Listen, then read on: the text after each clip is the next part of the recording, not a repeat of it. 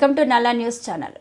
అదానీ అంబానీలకు పరిమితమైన solar power plant మహిళా సంఘాలకు ఇచ్చి కోటీశ్వరులు చేస్తామని, ఈ సంవత్సరంలో 34,000 కోట్లు మహిళా సంఘాలకు అందించాలని మేము అనుకున్నామని సీఎం రేవంత్ రెడ్డి అన్నారు. మేము ఇవాళ ఆడబిడ్డల్ని కోటీశ్వరులను చేయాలనుకున్నాం. దాదాపుగా ఈ సంవత్సరంలో 34,000 కోట్ల రూపాయలు సంఘాలకు సహకారం అందించాలని ఇవాళ మేము అనుకున్నాం. ఆడబిడ్డలకు అదానీ అంబానీలకే పరిమితమైన సోలార్ పవర్ ప్రాజెక్టులు ఇవాళ మా ఆడబిడ్డలకు మహిళా సంఘాలకు ఇచ్చి వాళ్ళని పారిశ్రామికవేత్తలను చేసి కోటీశ్వరులను చేయాలనుకున్నాం. కేసీఆర్ అనే మొక్కను మళ్ళీ మొలవనియని తెలంగాణ రాష్ట్రంలో రాసి పెట్టుకోండి.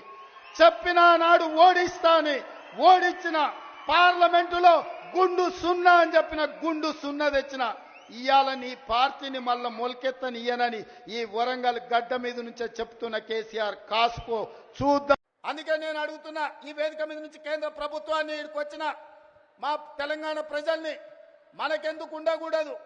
హైదరాబాదే కాదు, వరంగల్లో, కొత్తగూడెంలో, అదేవిధంగా రామగుండంలో, ఆదిలాబాద్లో మనం కూడా 4 ఎయిర్పోర్ట్లు కట్టుకొని ప్రపంచంతో పోటీ పడి పెట్టుబడులు తెచ్చి పరిశ్రమలను ముందుకు తీసుకెళ్లి ఈ తెలంగాణను అభివృద్ధి పదం వైపు నడిపించే బాధ్యత ఇందిరమ్మ రాజ్యంలో ప్రజా ప్రభుత్వం తీసుకుంటుందని చెప్పి నేను ఈ సందర్భంగా చెప్పదలుచుకున్నా. ఎవరైనా ఈ అభివృద్ధిలో కాళ్ళలో కట్టబెట్టాలి, మేము చేయలేదు కాబట్టి వీళ్ళు కూడా చెయ్యొద్దు అని కుట్రలు కుతంత్రాలు చేస్తే వాళ్ళు ఊచలు లెక్క పెట్టాల్సి వస్తుందని చెప్పి నేను ఈ వేదిక మీద నుంచి స్పష్టంగా చెప్పదలుచుకున్నా. మీరు కుట్ర సోనియమ్మ మా అమ్మ, సోనియమ్మ మా అమ్మ, మా 4 కోట్ల తెలంగాణ బిడ్డలకు కన్న తల్లి.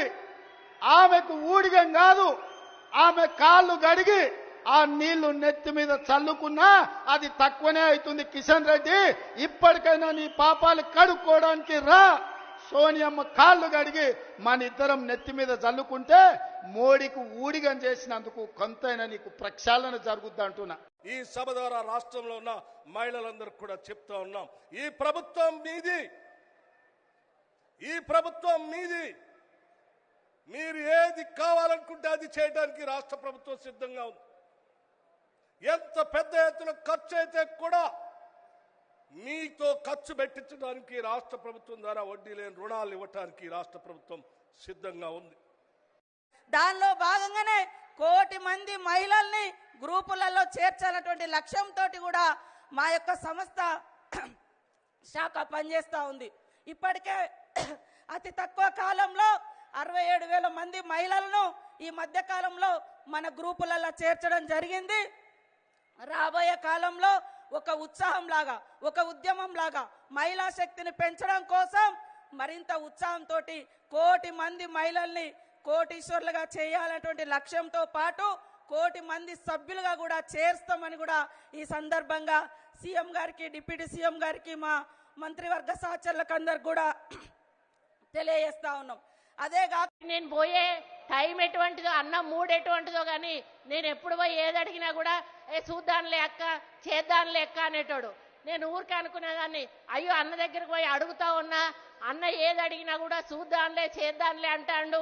మరి ఇప్పటి వరకు ఒక అభివృద్ధి కార్యక్రమానికి మేము శ్రీకారం చుట్టలేదు. మరి ప్రజలకు మేము ఏ విధంగా సమాధానం చెప్పుకోవాలని పదే పదే నేను మదన పడతా ఉండేదాన్ని.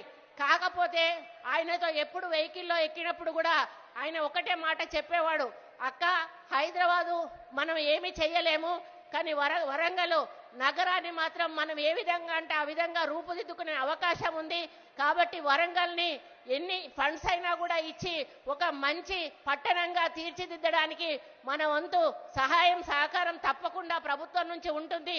దానికి మాస్టర్ ప్లాన్ అనేది చెయ్యాలని వారు కోరడం జరిగింది. మరి